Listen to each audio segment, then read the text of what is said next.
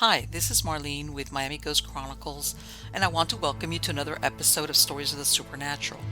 Wherever you find us, whether it's a video or podcast on your favorite platform, please like and subscribe to us so that you can get notification of when a new show is released. You can also find us on major social media platforms. If you go to miamighostchronicles.com, you can find links to the videos or MP3 files, which you can download and enjoy without commercial interruptions. If you're into classic horror, ghost, and adventure stories, I narrate Nightshade Diary, and you can find links at nightshadediary.com. If scary stories are your bag, and listening to encounters with cryptids, ghosts, dogmen, and other weird creatures sends a shiver up your spine, then go to supernaturalstorytime.com for links to our weekly podcasts. Noteworthy news about the paranormal world, true crime, conspiracy stories, and anything that is just plain weird can be found at eerie.news or visit the Stranger Than Fiction Stories tab at miamighostchronicles.com. Please subscribe to my newsletter on Substack. Just go to mppellicer.com for a link. I want to thank you for being part of my audience, and I think you are all wonderful. Hi everyone, this is Marlene with Stories of the Supernatural, and this week we're going to revisit the series Mysteries of Old Florida. These are skeleton stories, and it's volume number 4 of the series. The first story starts out in 1875. This is when Henry Keach came to St. Augustine, Florida, and established a farm a few miles away at Matanzas Inlet, named for the massacre of French sailors decades before. Little did he imagine that death stalked him as well. It was June, and Mr. Keach had arrived from Wisconsin in 1873, just only 2 years. He purchased a farm in St. Johns County, 14 miles from the old Fort Matanzas Inlet. He was industrious and prospered.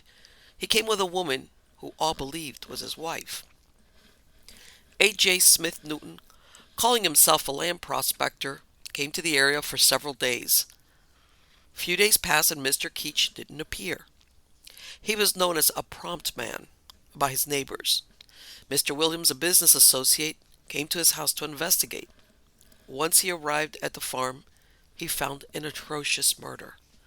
Mrs. Keach was shot 3 or 4 times, and the house was ransacked. There was no sign of Henry Keach. Williams raised the alarm with the neighbors, who came and searched the area. His groans led them to the river landing. He was found to have been shot, hit in the head various times, and had his throat slit. He was taken to the city for medical attention. 2 search parties were organized, made up by old hunters called crackers, which knew every foot of the country perfectly. They traveled shy of 100 miles in search of Mr. Newton, who they suspected was the murderer. Neither whip nor spur was spared, and they found him in Volusia County, near Mellonville, where he was making his way on foot to the St. Johns River. He had abandoned a horse he had taken from Keach. He was described as speaking Spanish like a native, was rather small, with blue eyes and whiskers. He had a large scar over his right eye, and used H, or the lack of them, like a Cockney. Once under arrest, he said again his name was J. Smith Newton, and he was born in Buenos Aires, Argentina, of English parents. He said his purpose was not robbery, but revenge. He said that the woman known as Mrs. Ellen Keach was not Keach's wife, and that the real Mrs. Keach lived at Fond du Lac, Wisconsin. Keach had deserted her and took up with the supposed new Mrs. Keach and fled to Florida. Newton said he was employed by the original Mrs. Keach, who was his aunt, to follow her husband and murder both him and his mistress. As a reward, he was to receive a share of the estate of Mr. Keach, which was worth about $30,000. He was led to confession, since an attempt was made by some of the citizens of Orange County to lynch him. Initially, it was believed the motive for the crime was robbery, but Newton carried on his person a letter waiting to be mailed, where he told his aunt, Mary Ann, that he had done what she instructed and killed both Henry Keach and the woman he was living with. It seemed he had posed as an investor with Keach and persuaded him to go out in his boat fishing. When he got near the shore of a small creek, he got behind and shot him in the head and neck. The ball in the neck struck Keach near the head and ranged down, not going very deep, but the other one was over the right eye and glanced off, but stunning him only. Newton then took him out of the boat and threw him into the marsh, and to make sure the job was done right, he pounded Keach's head into pumice stone, then he cut his throat from ear to ear. The police laid a trap for Mrs. Keach and sent her the letter her nephew had written her. Marianne Keach, upon hearing what she thought was her husband's death, went to Florida and was arrested, and worst of all found out that her husband was still alive. The perpetrator's real name was William Newton. In October 1875, Marianne Keach, nee Green, was convicted for her part of the murder of Ellen Hunt, also known as Ellen Keach, as accessory before the fact. During the trial, it described where Henry Keach married a woman known as Marianne Newton about 1850. After 20 years, they quarreled and divorced. He left to Florida promising to record certain property that was supposed to come to her as part of the divorce proceedings before leaving Wisconsin. He never did pass the properties to her. It took Marianne Keach 3 years to find the whereabouts of her husband in Florida. She hired her nephew William Newton to kill them and obtain the title deeds which the court had decreed her. There was no sentimental motive behind her actions, strictly a monetary one. The newspapers described Marianne Keach as, quote, "The murderess is a burly woman, with a countenance that does not belie her nature. She received her sentence with the most stolid indifference, gazing at the judge with a defiant look, and seemingly anxious to get upon the platform and wring his neck." End quote. William Newton and his aunt were found guilty and sentenced to hang. But in April 1876, the Supreme Court reversed the sentence of death for both of them, and they were to be tried with a change of venue.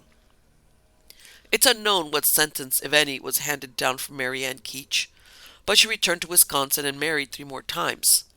She outlived all her husbands except the last one. She died in 1918, age 72. Henry survived the brutal attack. However, he never left Florida and died in 1903, age 75. William Newton was spared the hangman's noose, but was instead sent to serve a life sentence.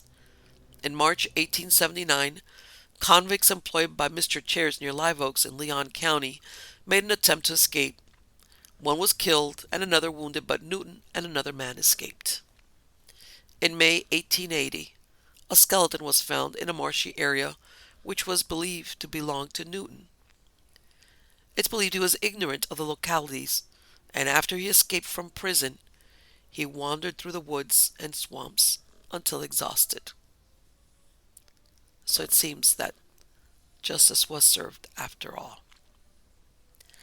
The second story starts out in 1886, Palatka, Florida, October 30th, the day before Halloween. What was left was just a skeleton and was found in a pine stand at a place called the Devil's Elbow. A boy hunting found him. His head lay to the roots of the pine tree, and his flesh had been completely stripped off by animals and buzzards. The condition of the clothes indicated he had been dead several months and that he might have been the victim of the prior winter's freeze. The clothes consisted of an overcoat and a neat suit. The pants were stuck into the tops of the boots. The linen shirt had 2 gold studs in the bosom. They were inlaid with pearl, and in one of the pockets was found a Waterbury watch. There was also a fine knife, an ivory-handled watch key, and a pencil inside the pockets, but no papers or money were found.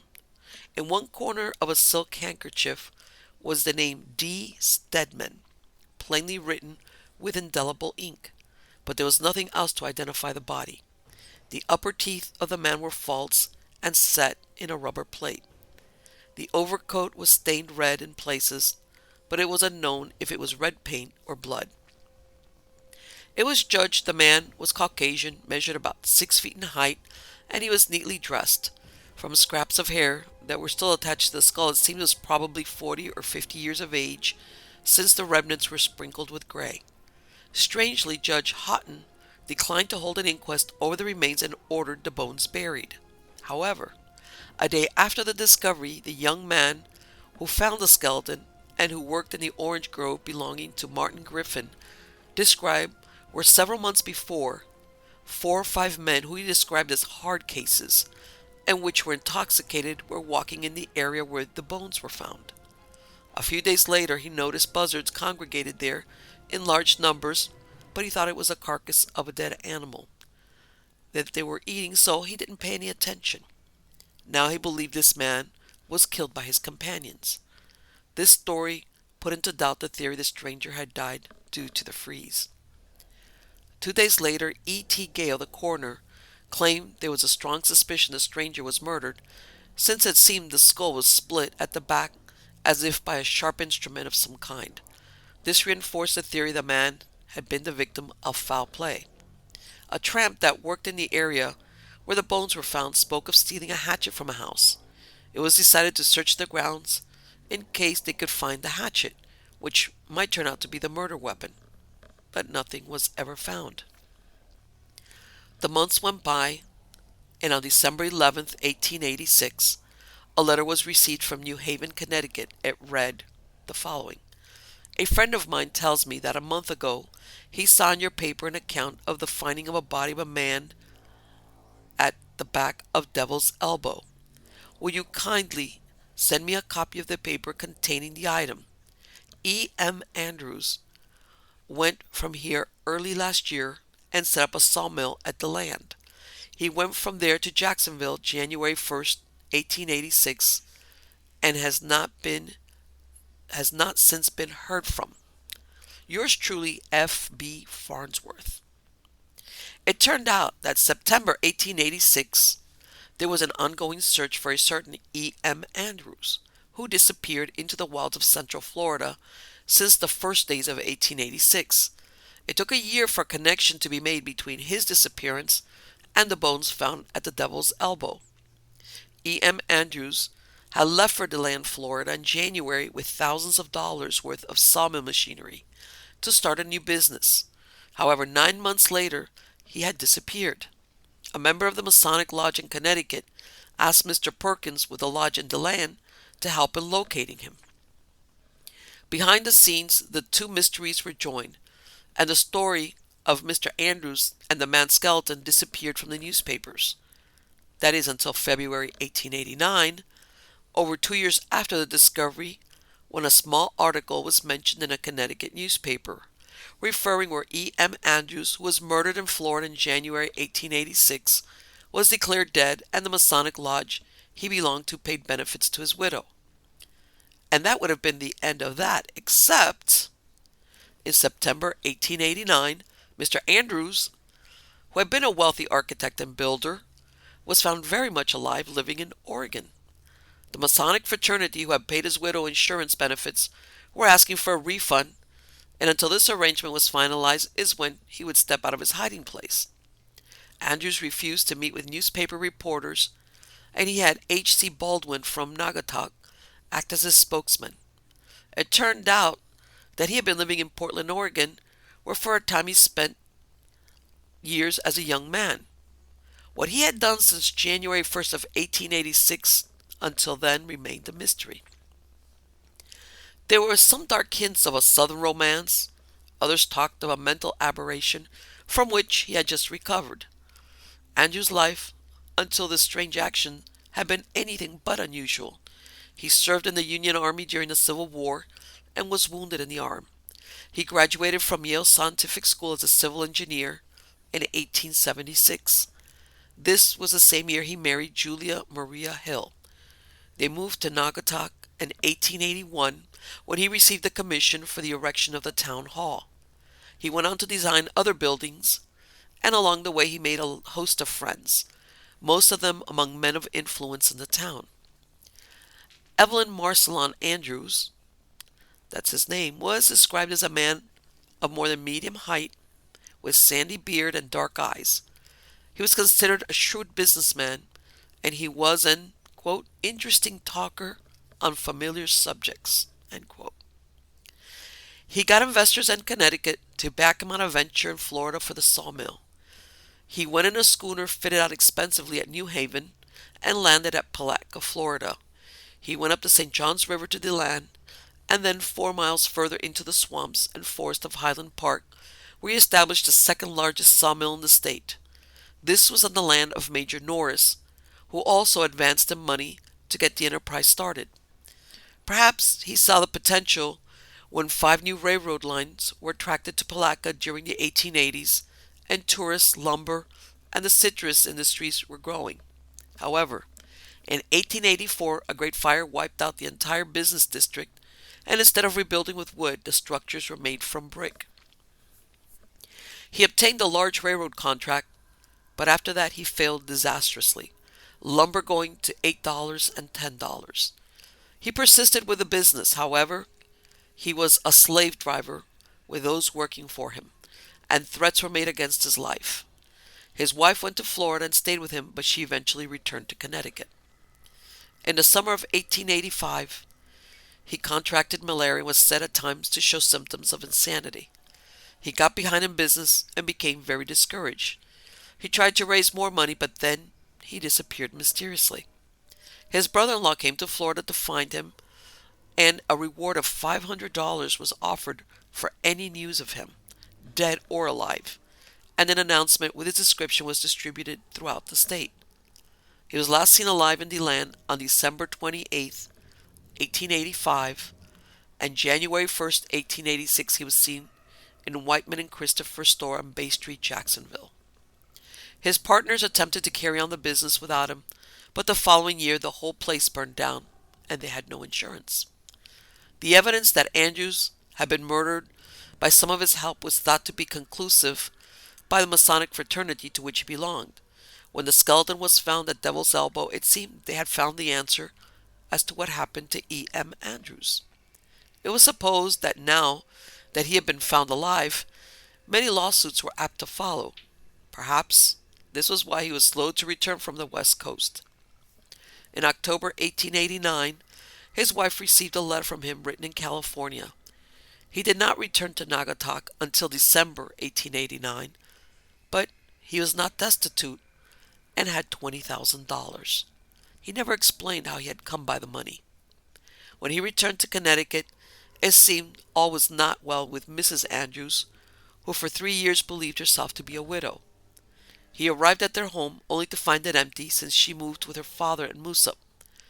He went to live with his sister in New Britain, where he would remain. In 1898, he made ready to set out to the Klondike with a machine that melted ice-bound ground in winter. This was a process used in digging for gold. What became of the venture is unknown. However, he continued to do business in Connecticut, and in July 1891, he bought land with plans to divide it into building lots. His wife Julia died in 1918 and was interred at the Hill family plot. Evelyn Marcelon Andrews, better known as E.M. Andrews, died in 1934 at the age of 90. He was buried at New Rock Landing Cemetery in Haddam, Connecticut. There is one mystery that remained unsolved. Who was the unfortunate fellow who met a grisly end at the Devil's Elbow? Next story, Skeleton at the Scrub. On Halloween 1900, Sanitary Chief George Walker made a startling discovery while conducting a house-to-house inspection. He came upon the skeleton of a woman. It was in the rear of a vacant house at 817 Constance Street, Tampa. This neighborhood was known as the Scrub. The bones were not white and polished such as the ones used by physicians or medical students. They were dark and a little charred, as if the flesh had been recently burned from them. Wisps of wavy, fine reddish-brown hair still clung to the skull. It appeared the skeleton had been buried in the trash pile and disturbed by prowlers. The house was built on the plan of a store and had been unoccupied for several months. The last steady occupants had been Dr. Daniel W. Culp and an undertaker with the last name of Green. Dr. Culp has suddenly left Tampa in June 1899 after the mysterious death of M.J. Christopher, and he could not be located in order to shed some light on the mystery. It was believed that Dr. Culp's intimacy with Christopher would lead to evil results to himself, which accounted as to why he had departed mysteriously and quickly out of Tampa. After the undertaker, there was a grocery store and then another unnamed business. The premises adjoined one of Tampa's most notorious brothels known as Madame Hilda Raymond. A report of the discovery was made to Chief Robert of the police department and to Sheriff T.K. Spencer. Visitors came to the courthouse to view the remains, but none could identify who the bones belonged to. An examination of the skeleton confirmed the theory of foul play, since it seemed the flesh had been eaten from the bones by the use of some acid. There was also a rancid odor, suggesting that death had not been that long before. It was judged she could not have been dead any more than 3 or 4 months. Dave Bradley, who lived in the area, was the only one who could offer information on the subject. He said that Green, the undertaker, had once spoken to him about a skeleton which Dr. Culp possessed, and which the doctor had left on the premises when he moved from the city. There were 2 theories held by the police. Sheriff Spencer believed the skeleton was left behind by Dr. Culp and was thrown into the yard when he left. Deputy Sheriff Jack Stevens thought the hair clinging to the skull had been pasted on as a questionable decoration and wasn't the person's original hair. Neither one of them believed that the skeleton was proof of foul play. However, Chief of Police Roberts believed the skeleton was that of a murder victim. He said the hair and smell of recent decomposition meant it was not left behind by Dr. Culp, and also the fact that it was stained and not polished like anatomical bones. There was no clothing found at the scene to lend a clue. Also, there was no fracture or other evidence of injury on the skeleton. There have been no mysterious disappearances of women in the city in recent times. At least none reported. Chief Walker said the trash heap had been removed and another one substituted during the 7 days prior to the discovery. He said that the alley had been thoroughly cleared of rubbish on the Monday previous. It was believed that the skeleton had been burned, but no one could verify where it was burned. Now there was a question if the rubbish heap had originated at another place and had been brought there. Despite there being evidence that the woman had not died from natural causes, and the remains were burned by acid to probably disguise her identity, the investigation never went beyond the initial discovery of her bones. It also appeared to be pointedly overlooked that she was found right next to a brothel. In 1903, a 20-year-old prostitute named Mamie Foster killed herself by drinking 3 ounces of carbolic acid. When her family refused to pay for her funeral, Hilda Raymond, the madam, footed the bill. Perhaps the skeleton was a woman who had died, not by her own hand, but by another. It could have been murder, or even the result of a botched abortion. Either way, Hilda might have been a soft touch with her girls, but the last thing she needed was the law and her establishment poking around about a dead prostitute. Hilda Raymond, one of the most infamous madams in Tampa, outlived all of those involved in the short-lived investigation of the skeleton in the scrub. By 1914, she identified herself as Mrs. G. D. Bryan and had moved to Baltimore. What became of the bones, no one knows, much less who it was and what happened to her. Next story happened, it came to a conclusion after the turn of the century. A man was found 9 years after he disappeared. It made the papers in Daytona. However, the one question never asked is, what happened to him? James S. Todd was 23 years old when he was discharged from the Union Army for a disability in 1863. He had served in the 1st Regiment Ohio Infantry, Company E, as a hospital steward. In the late 1870s, he came to Florida in the company of a Mr. Kleppinger and settled in the area that would eventually become Daytona. He occupied a log cabin in the Block 20 of what 20 years later would be Ridgewood Avenue. He stayed for about 18 months, returned to Ohio, but came back in 1886. He was known as well-educated and from a good family, his uncle being the war governor of Ohio. His one weakness was a love of strong drink. Some would say this was his undoing when he went on a bender for a few days in 1892. He left Daytona and went south, last being seen at Fowler's Point. A few days after, he disappeared. Search parties went out for him and tracked him to the shore of Strickland Bay near Spruce Creek. But from there no further clue was found of where he headed to.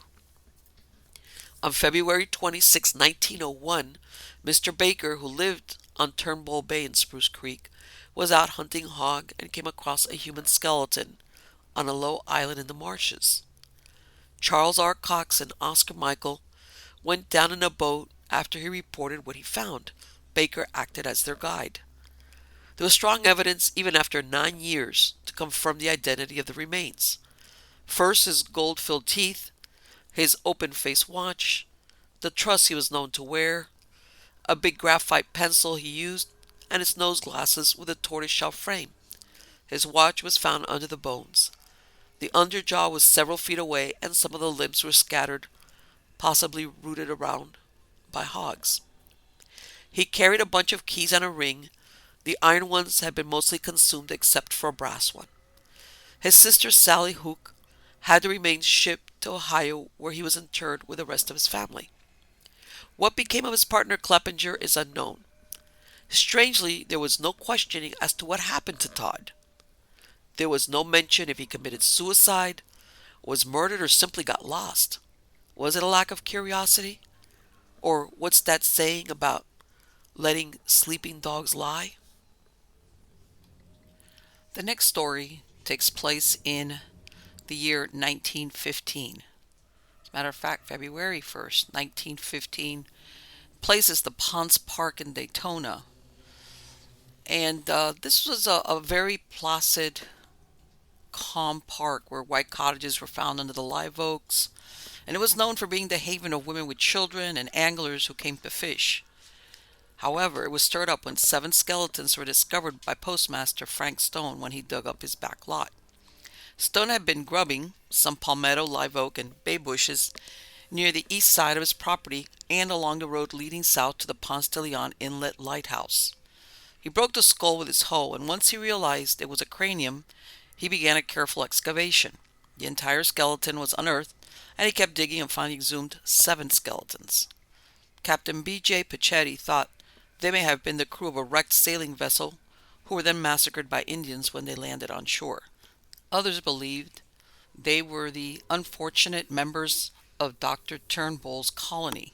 There was good reason to believe this, as it turned out back in 1764, the British Parliament set aside 500 British pounds sterling as a bounty for cultivating silk, cotton, and indigo in East Florida, and authorized generous land grants for citizens who volunteered to travel and develop these industries.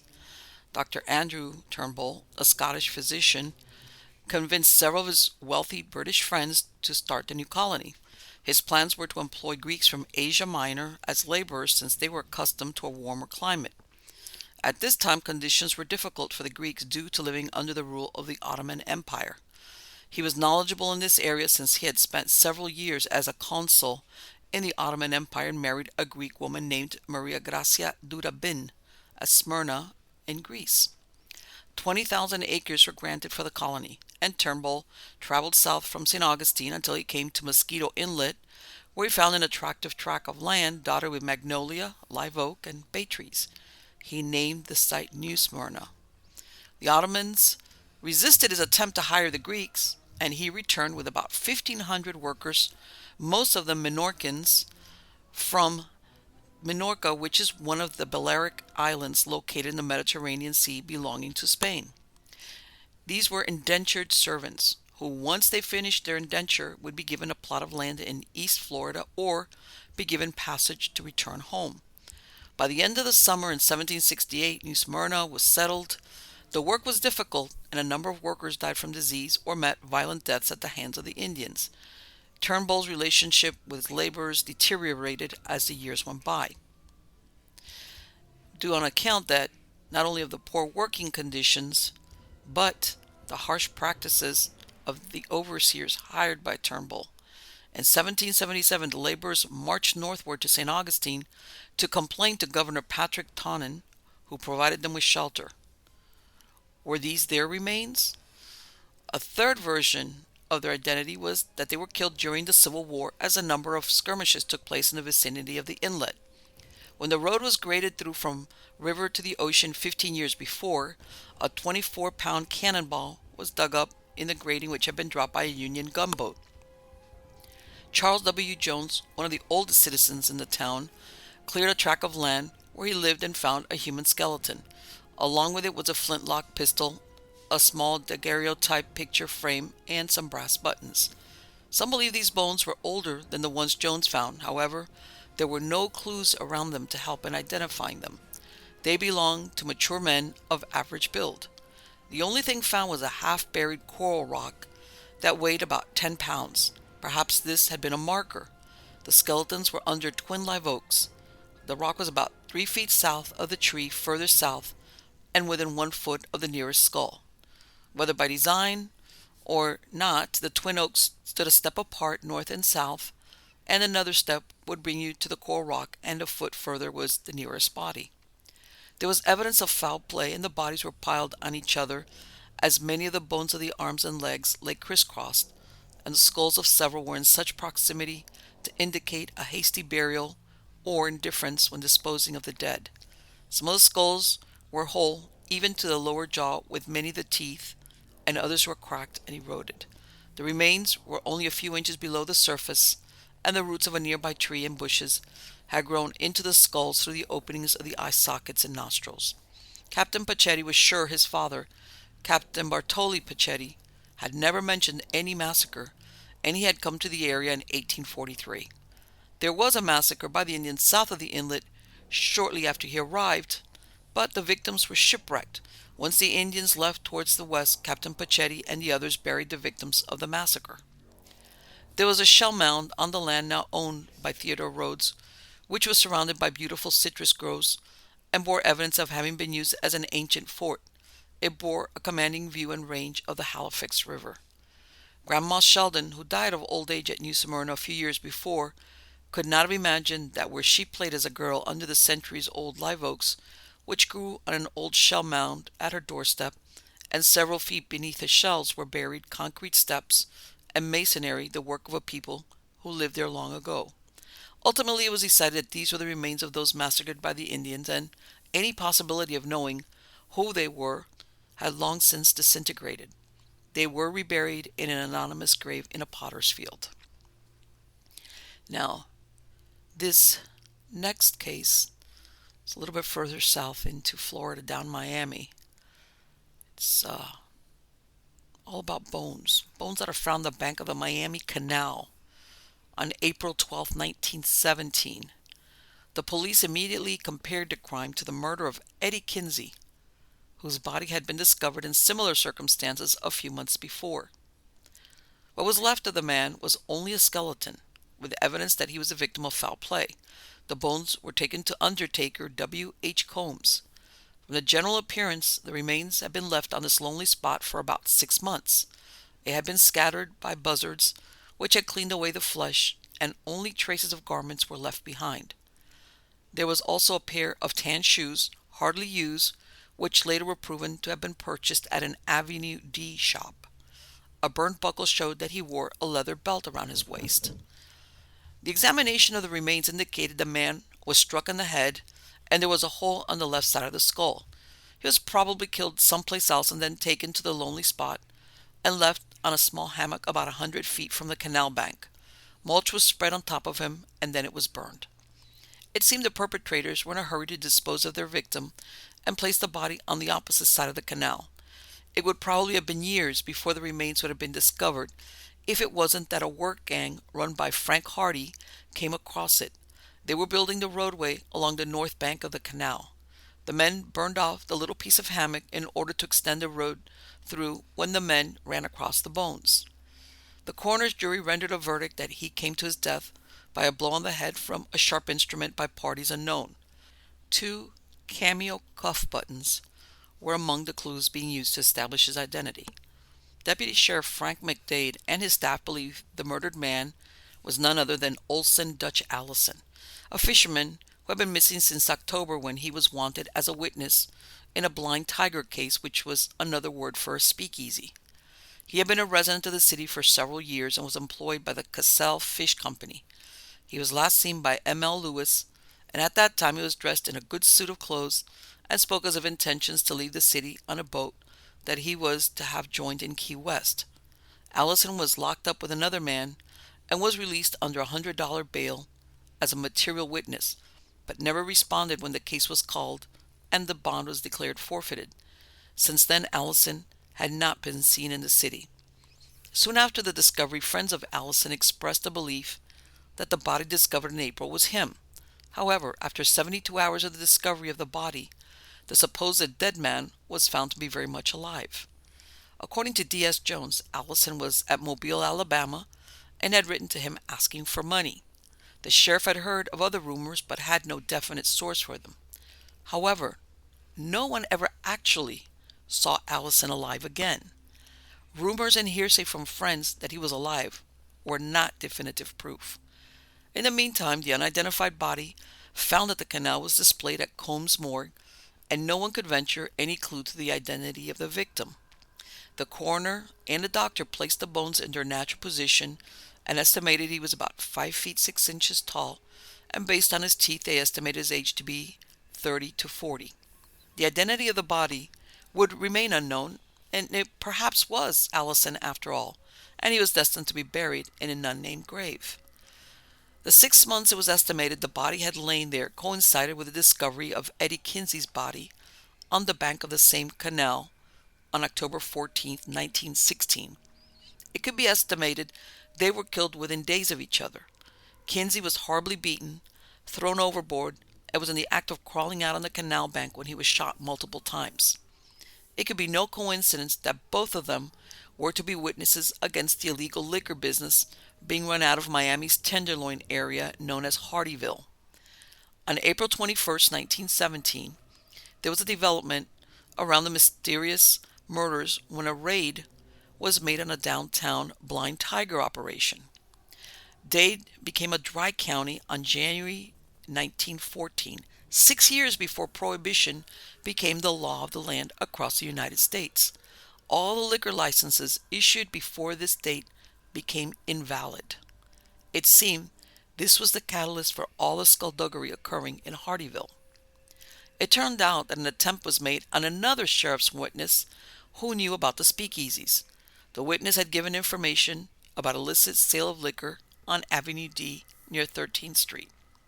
This address might have been close or the actual site of what would become Miami's oldest dive bar known as Tobacco Road. According to the county properties appraiser, there wasn't a building at 1812 Avenue D until 1916.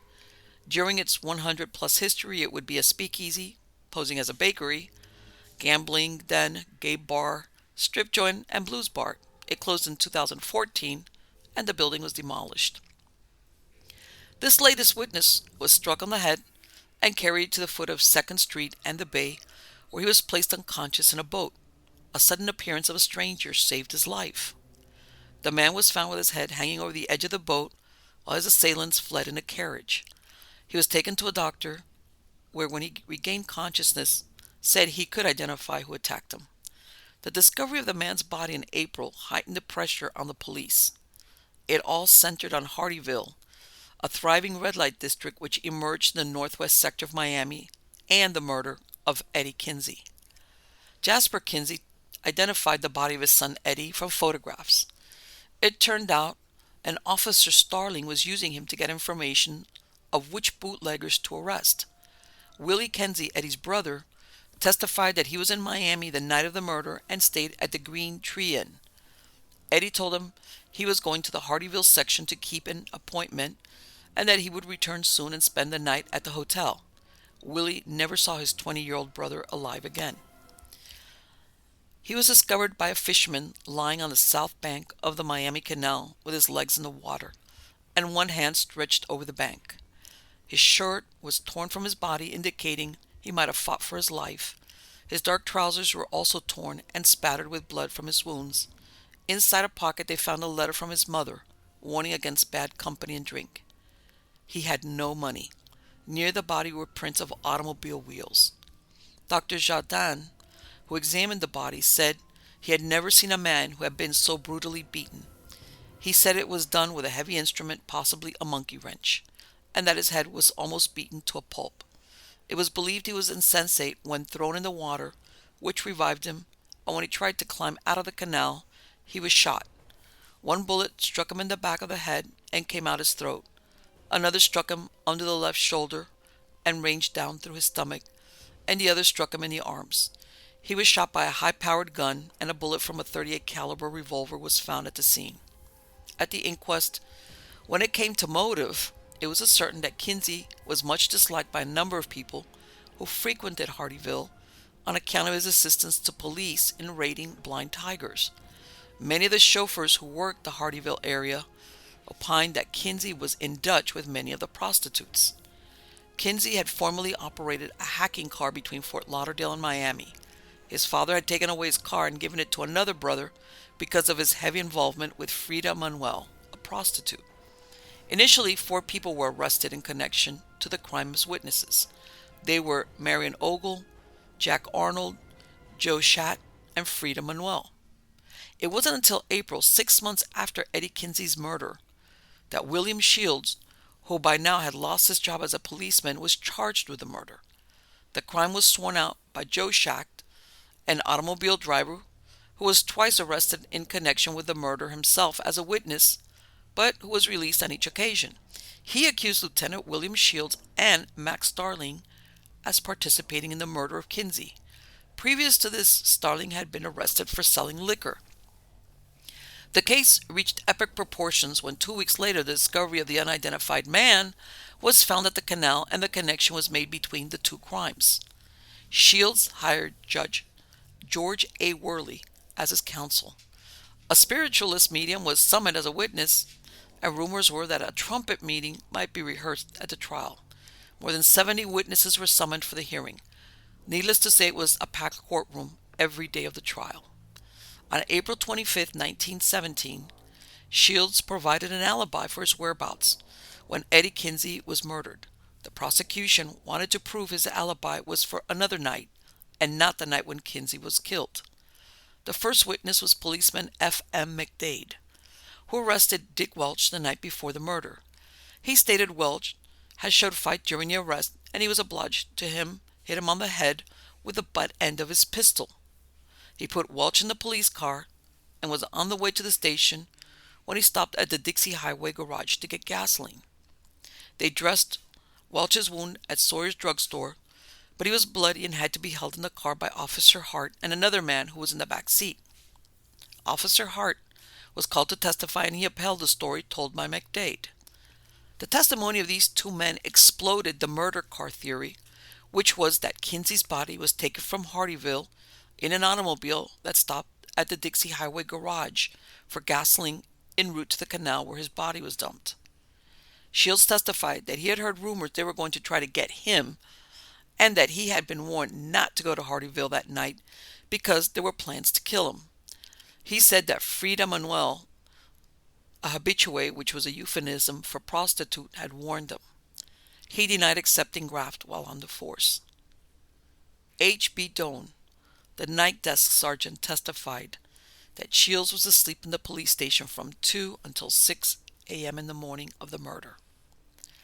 George Attam, a proprietor of a Greek restaurant in which Kinsey was seen shortly before the murder, was the last witness called to testify.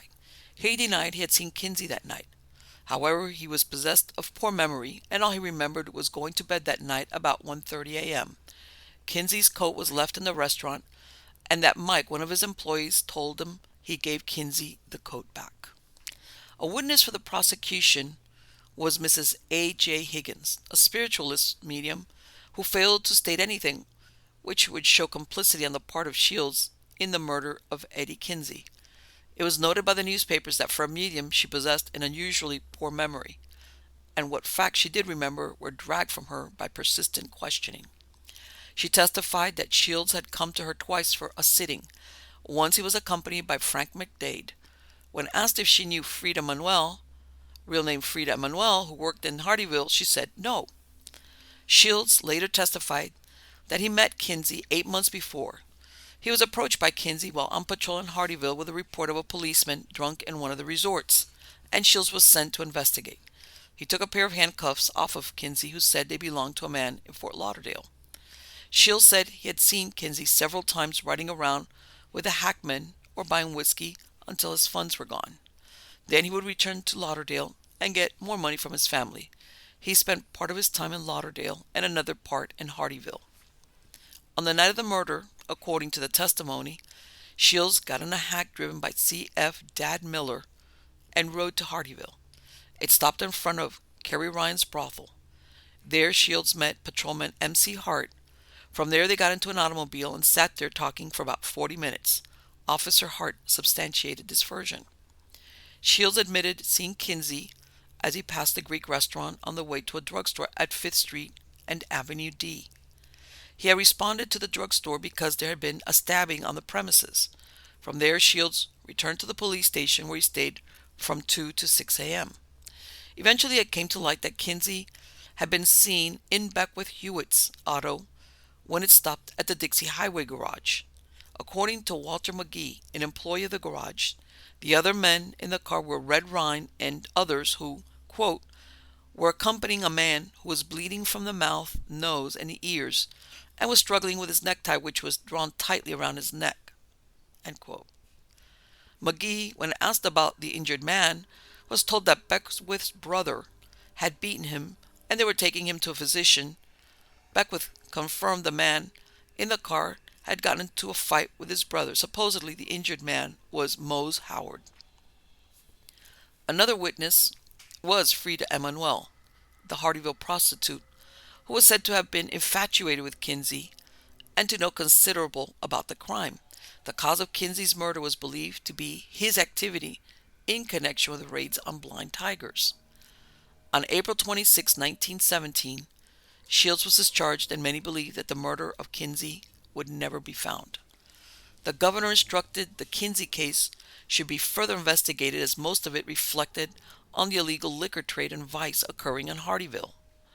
By June 1917, two prostitutes, Pauline Ballard and Anna Bryce, along with Joe Shack and Beckwith Hewitt, were all indicted in connection to the murder of Eddie Kinsey. A month later, there was still no progress in producing the actual murderers of Eddie. There was so much pressure related to the case that Chief of Police W.J. Whitman was considering an early retirement because of it. By January of 1918, 2 new indictments were issued in the Kinsey case. One was for Joseph L. Arnold, formerly a chauffeur, who at the time of the indictment was a sergeant in the aviation service of the United States Army at a camp near Augusta, Georgia, and Jack Adam, a Syrian fruit dealer. Both were charged with murder in the first degree. Jack Allen formerly conducted a soft drink place in Hardyville and was driving a jitney when he was arrested. There was once a rumor that Kinsey had been kidnapped and killed by a group of Syrians who were hired to do away with him. However, this was one of many rumors that surrounded this murder. In February 1918, Joe Shack was acquitted, mostly due to the disappearance of a minister by the name of Anderson, who was to appear as a witness. Beckwith Hewitt had his indictment annulled. There were rumors that both of them had asked to be inducted into the armed services at once. Hewitt did go on to serve, and it's unknown if Shack did so. The death of Eddie Kinsey remained unsolved. Also, who killed Olson Dutch Allison, if that was indeed his body, and who tried to kill the third of the police witnesses. Hardyville was a dangerous place, and there were plenty who killed to make sure business stayed the same as usual. Was it the cops who were using these men as informants, but were they really informing on their competition? Was it the owners of these illicit speakeasies who took care of snitches? 100 years later, all who could shed light on these answers took them to the grave.